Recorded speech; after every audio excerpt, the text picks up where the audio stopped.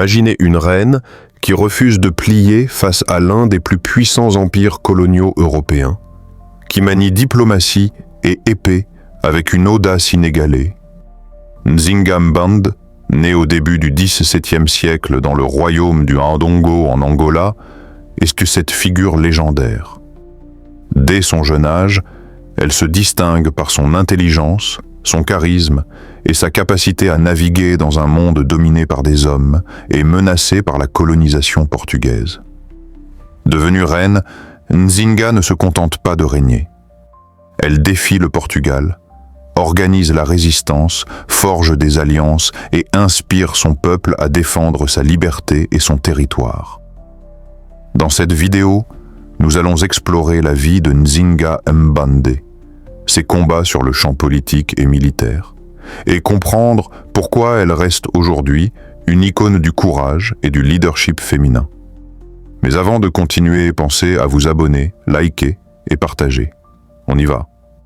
Nzinga Mbande naît vers 1583 dans la famille royale du royaume du Ndongo, en Angola. Fille d'un roi influent, elle reçoit dès son enfance une éducation complète, mêlant diplomatie, stratégie militaire et connaissance des coutumes locales. Ses compétences précoces lui permettent de comprendre rapidement les enjeux politiques de son royaume et les menaces extérieures, notamment l'expansion portugaise qui vise à contrôler les terres et les ressources. À l'adolescence, Nzinga se distingue déjà par son charisme et son autorité naturelle. Elle devient conseillère de son frère, roi du Ndongo, et participe aux négociations avec les envahisseurs portugais. Son intelligence et sa capacité à imposer le respect lui valent peu à peu une reconnaissance au sein de la cour. Après la mort de son frère, elle accède au pouvoir, devenant reine de Ndongo et plus tard du Matamba, prête à défendre son peuple avec une combinaison de diplomatie, de ruse et de stratégie militaire. Dès ses premiers pas sur le trône, Nzinga démontre que sa réputation de leader audacieuse et redoutable n'est pas usurpée. À l'époque de Nzinga, le Portugal cherche à étendre son contrôle sur l'Angola et à exploiter ses ressources, notamment via le commerce des esclaves. Face à cette menace, Nzinga ne se contente pas de négocier. Elle organise une résistance active et stratégique pour protéger son royaume et son peuple. Elle met en place des alliances avec d'autres royaumes africains et mobilise son armée pour repousser les envahisseurs.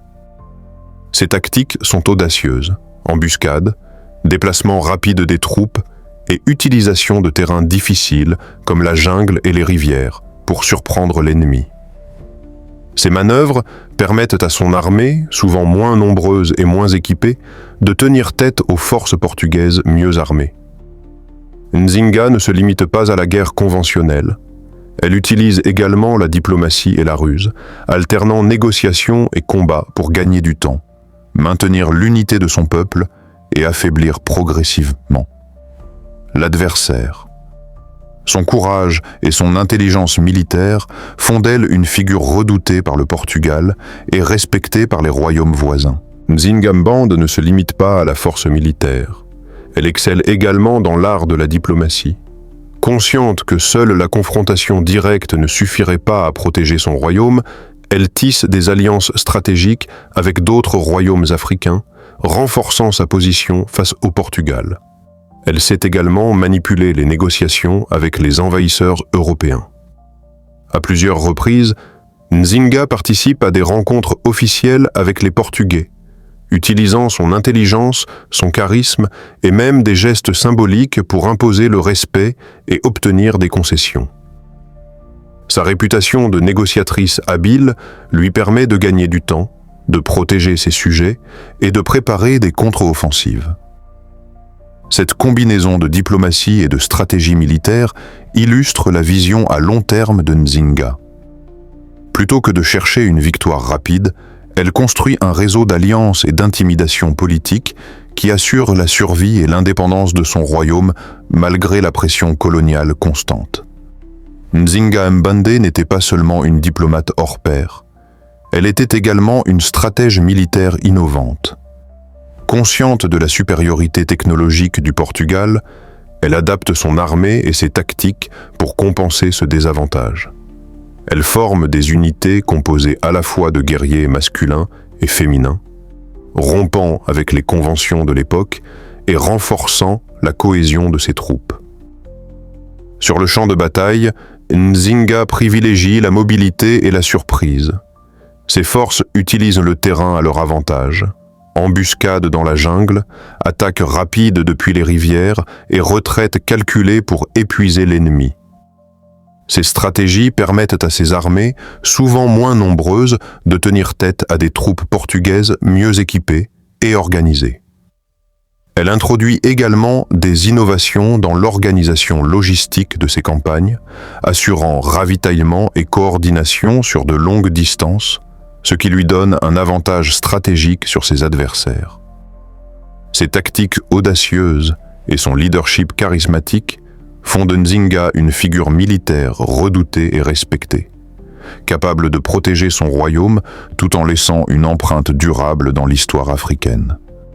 Nzinga Mbande n'était pas seulement une guerrière et une diplomate, elle était aussi une souveraine attentive à l'organisation de son royaume.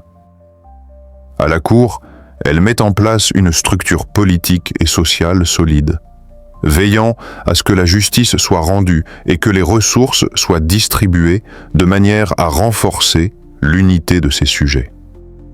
Sa présence charismatique et son autorité incontestable font d'elle une figure respectée, aussi bien par ses alliés que par ses adversaires. Nzinga incarne une forme de leadership qui dépasse les rôles traditionnels attribués aux femmes de son époque. Elle s'affirme comme reine, stratège et mère symbolique de son peuple, mêlant rigueur et protection. Sa cour devient un centre de résistance, mais aussi un lieu de rayonnement culturel et politique où se décide l'avenir du royaume. Par son sens du commandement et son exemple personnel, Nzinga inspire ses guerriers, galvanise ses sujets et montre que la souveraineté peut se conjuguer avec courage, intelligence et détermination. Elle laisse ainsi l'image d'une dirigeante complète, aussi efficace dans la gestion interne que sur le champ de bataille. L'héritage de Nzinga Mbande dépasse largement son époque. Après sa mort en 1663, son combat et ses politiques continuent d'inspirer son peuple et marquent durablement l'histoire de l'Angola. Son habileté à résister face au Portugal pendant des décennies en fait une figure emblématique de la lutte contre la colonisation européenne. Dans la mémoire collective africaine, Nzinga incarne la résistance, la dignité et la capacité des peuples à défendre leur liberté. Elle devient un modèle de courage pour les générations futures, et son nom est évoqué dans les récits oraux, les chants et les traditions populaires. À l'époque contemporaine, Nzinga est célébrée comme une héroïne nationale en Angola, où statues, monuments et institutions portent en son nom. Elle est aussi perçue comme une pionnière du leadership féminin, prouvant qu'une femme pouvait gouverner avec autant de force et de clairvoyance qu'un roi. Son influence s'étend aujourd'hui bien au-delà de l'Afrique, où elle est reconnue comme l'une des grandes figures de l'histoire mondiale. Nzinga Mbande reste une figure unique de l'histoire africaine, à la croisée de la réalité et du mythe. À travers ses combats, sa diplomatie et ses stratégies, elle a su défier un empire colonial redoutable et protéger l'indépendance de son peuple pendant plusieurs décennies. Mais au-delà des faits, son parcours s'est enrichi de récits légendaires, nourris par l'admiration et la mémoire collective, qui ont fait d'elle une héroïne presque mythique. Son héritage ne réside pas seulement dans la résistance au Portugal, mais aussi dans l'image d'une femme souveraine qui, dans un monde dominé par les hommes et les puissances étrangères, a su imposer son autorité. Nzinga incarne à la fois la force, la ruse et la vision politique, qualité qui la place parmi les plus grandes dirigeantes de l'histoire.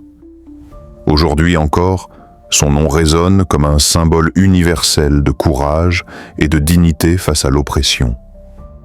Entre histoire documentée et légende populaire, Nzinga Mbende demeure une source d'inspiration, rappelant que les femmes ont toujours eu un rôle central dans la construction et la défense des civilisations. N'oubliez pas de vous abonner, liker et partager si ça vous a plu. On se dit à bientôt.